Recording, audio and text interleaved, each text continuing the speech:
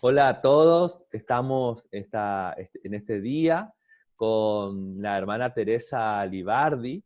Ella es una religiosa de la Congregación de las Hijas de Nuestra Señora de la Misericordia. ¿Cómo está, hermana Teresa? Bien, muy bien, Fernando. Buenos días. Gracias a Dios, bien. Así que Bueno, un poco, hermana, te agradezco que hayas aceptado esta invitación a la entrevista. Nosotros tenemos este canal de YouTube de la Confraternidad Soplo de Dios, en donde le pusimos como nombre, Hablemos de las cosas de Dios. Y bueno, nos tocó hablar con vos de las cosas de Dios. Lo primero que quería preguntarte es cómo vos te presentarías como hermana. ¿Qué podés contarnos de vos? bueno, me presento, mi nombre ya lo dijiste, bueno, Teresa. Yo soy chaqueña, nací en Quitilipi, tengo en Quitilipi, acá en el Chaco, en el campo, tengo 76 años y 55 de vida consagrada, de vida religiosa, en esta congregación, como ya vos lo dijiste, hijas de Nuestra Señora de la Misericordia. Yo empecé mi vida religiosa, puedo decir, empecé a escuchar la llamada del Señor a los 5 años, si es que eso se puede llamar Una llamada, vocación. una Pero como el vocación. Señor siempre se vale de causas segundas, esto yo lo tengo muy claro, lo tengo siempre así como lo tengo que decir, bueno, ¿cómo empezó? Nosotros vivimos, mi familia es del campo, siempre vivimos en el campo, y cuando yo tenía 5 años, menos de 5, una hermana de mi mamá, la tía Emilia, fue a Rosario, de acá del Chaco, para, según la respuesta que me dio mi mamá cuando yo le pregunté por qué la tía Emilia no nos visita más, ella siempre venía a nuestra casa. Ella me dijo, la tía Emilia se fue a Rosario a hacerse monja. Y yo a esa tía la quería mucho, Sí, falleció hace unos cuantos años. sí. Y entonces yo le dije a mi mamá, y ahí entra, es decir, el Señor se valió del afecto que yo le tenía a mi tía. Yo le dije a mi mamá, cuando yo sea grande, también me voy a ir a Rosario y me voy a hacer monja. Y cuando yo cuento esto así en los jóvenes, cuando me tengo que presentar, y si yo volviera a tener 5 años, también diría, cuando Volvería sea a pensar grande, eso. me voy a ir a Rosario y me voy a hacer monja. Fui a Rosario, me hice monja y bueno, lo volvería a hacer porque me encanta ser monja. Entonces, Monja en el sentido popular, ¿no es en el cierto? sentido Que es popular, sí, religiosa, que religiosa de religiosa esta congregación. de esta Hermana, congregación. hermana, entonces vos comenzaste tu vida religiosa haciendo tu noviciado, seguramente, en Rosario.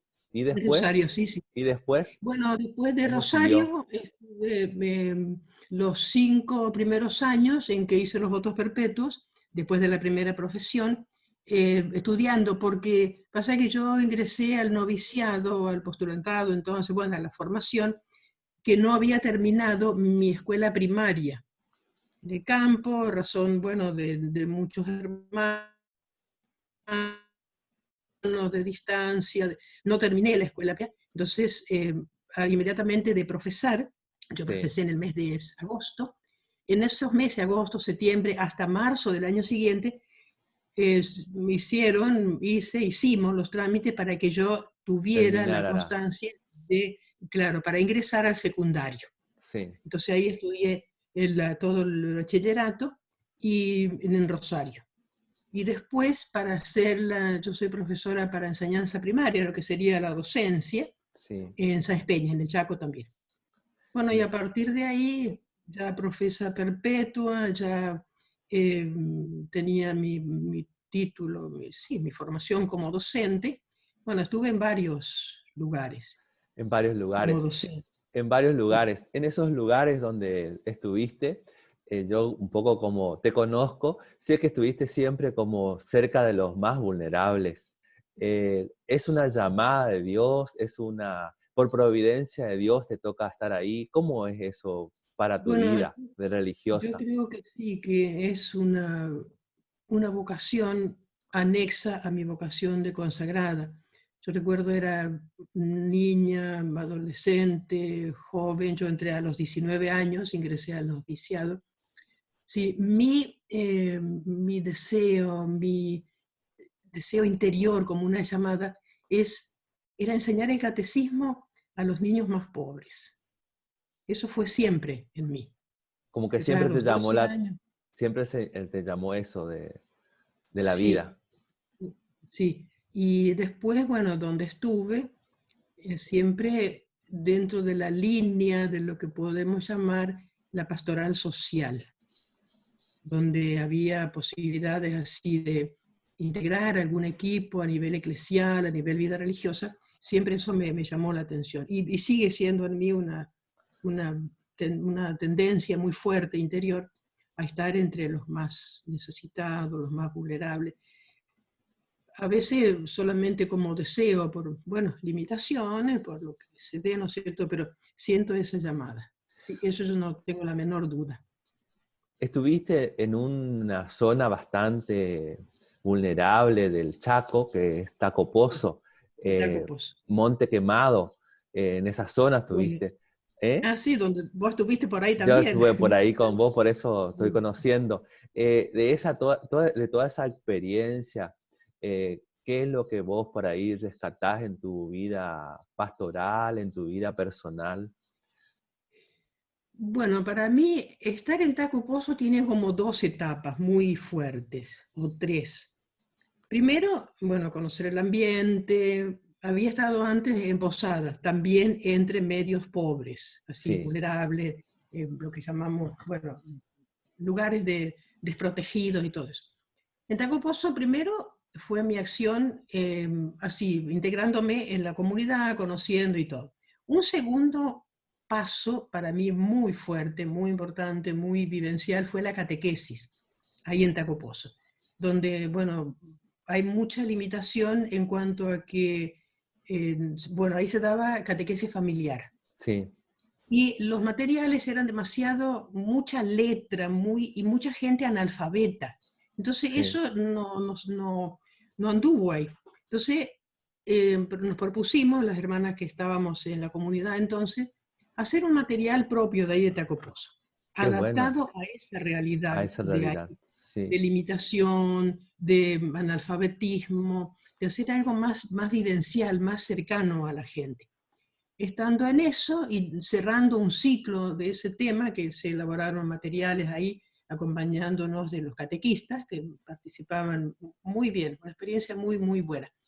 Llega a través de un boletín de la vida religiosa de Argentina, CONFAR creo que era, una invitación a contactarnos con Fe y Alegría. Y ahí empieza otra otra aventura aventura. magnífica, sí, sí, sí. Bueno, entonces me contacto con el padre Chuco, de memoria muy, muy fuerte, falleció hace 2 o 3 años atrás. Entonces, a partir de ahí se desencadena una serie de actividades que llevan a eh, fundar, porque no había nada, no teníamos nada, el Centro Fe y Alegría. De eso Ahí en hace 20, Tacopozo, en Taco en Pozo, sí, sí, Tacopozo. sí, en Taco Pozo. Y justamente, ¿qué fue lo que me impulsó a, bueno, promocionar esto? Porque se formó un equipo, lógicamente, el sacerdote que estaba entonces, otro que vino después, con el padre Chuco como director de Fe y Alegría en Argentina, con el padre Juan Luis Moyano después, que también falleció, más joven. Empezamos toda una trayectoria de esas que te marcan a fuego, por dos motivos. Uno, porque no teníamos nada, no había nada, nada. Empezamos en una capilla, en dos capillas, en los distintos niveles, y en una casa de familia. O Sí, sea que Fe y Alegría estaba como diseminado en tres partes distintas en Taco Pozo, en tres lugares distintos, sí. en dos capillas y en una casa de familia. Me motivó eso porque por el hecho de que Fe y Alegría es la consigna del fundador, José María Velas creo que era, bueno, si ahí me equivoco, habrá que buscarlo después el nombre del Seguro. fundador. Sí, Sí, decía, fe y alegría empieza donde termina el asfalto. Y ahí en Tacopozo asfalto no No había. había. No, ahora sí hay en la población. Había la ruta 16 que va a Salta, por ahí queda Tacopozo. Entonces, eso de crear un espacio educativo de calidad, porque de eso se trata, para los más vulnerables, los más marginados, los más pobres, a mí, bueno, ahí, como decimos, puse toda la carne al fuego. Ahí Sí. no. Sinceramente, bueno, fue una experiencia fuertísima, Pero, fuertísima. pero lo que yo como así, cuando te escucho y lo que sé de lo que vos haces, es como no quedarte en lo asistencial o en darle lo que por ahí necesitan, Ah, no, sino acercarlo a Dios, sí. hacerlo conocer a Dios. Esto que contaba de contextualizar tus materiales para dar catequesis, después esto, eh, esa experiencia me parece que es re fuerte, ¿no es cierto? De que, Sí, eh, sin duda, sí, sin duda. Y no es solamente darle un título claro, al joven, a la muchacha que pasa por nuestro centro. Digo nuestro porque lo siento mío todavía. todavía, y es tuyo, Este, y, es tu y historia. justamente ahí, y anticipo algo que vos me habías comentado antes, no sé si ya en esta No, no hay entrevista. problema, comentame, sí. Eh, Fe y Alegría, también uno de los fundadores, digamos, que formó el equipo, es Guillermo Morales, de Salta, Sí, que ahora ya no está más en Fe y Alegría, pero no está en la comunidad de convivencias. sí. Héctor Guillermo Héctor, Morales. Héctor, sí, Sí. Entonces, él, por medio de él, que ya conocía, había hecho una experiencia, creo que antes de empezar en Fe y Alegría, había hecho una experiencia en Tucumán, no sé de con qué convivencia. Entonces, a través de esa experiencia y de mi ingreso también a la comunidad de convivencia, él propone hacer que toda la escuela ingrese a comunidad de convivencia. Empezamos con un grupo de muchachos de lo que era entonces, creo que era noveno año, o el primero de polimodal, o sea, los más grandes.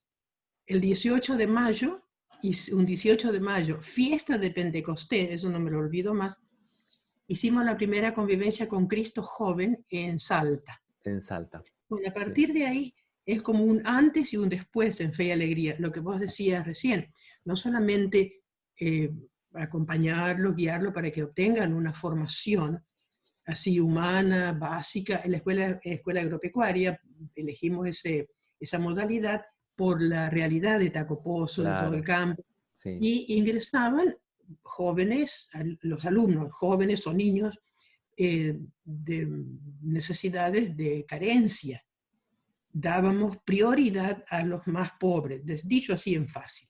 sí, Entonces, ¿qué pasa ahí? En la formación de calidad que se da en Fe y Alegría, porque recibimos un acompañamiento muy, muy importante de parte de la Dirección Nacional de Fe y Alegría, reciben esta gracia de tener la experiencia de las convivencias. Primero los alumnos y después todo el plantel docente que en ese año estaba, que era creo que era el segundo o tercer año creo que era de fundación del Centro Fe y Alegría. Todos los docentes hacen la convivencia con Jesús Maestro. Otra experiencia de esas que decís, bueno, Señor, acá está tu mano. Cuando sigo anexando Fe y Alegría con comunidad de convivencia. Cuando sí, se cumplieron los 10 años, que ya varios grupos habían hecho de los jóvenes, tanto del nivel polimodal como en los grupos, los cursos superiores del nivel primario, básico, no sé cómo se llamaba entonces, habían hecho eh, Cristo joven y habían hecho Jesús amigo de los chicos. Y los docentes habían, bueno, primero hicieron Jesús maestro, después empezaron a hacer Cristo, a hacer Pablo, a hacer Pedro, o sea, fueron creciendo en esto. Casi todas las experiencias de los docentes se hizo con la confraternidad del NOA, por el hecho de que geográficamente, si bien es estaban más, Chaco, Estaba más cerca del NOA que del NEA. Estaba más cerca, sí, sí, sí. Y Claro. además, cuando hacíamos las convivencias con los niños, que hacíamos en Monte Quemado, donde vos participaste en alguna, Sí, sí, sí. algunas veces sí, iban de Resistencia o De de Corrientes, Corrientes, sí. pero muchas veces venían del NOA, de Sí. Salta, de Jujuy.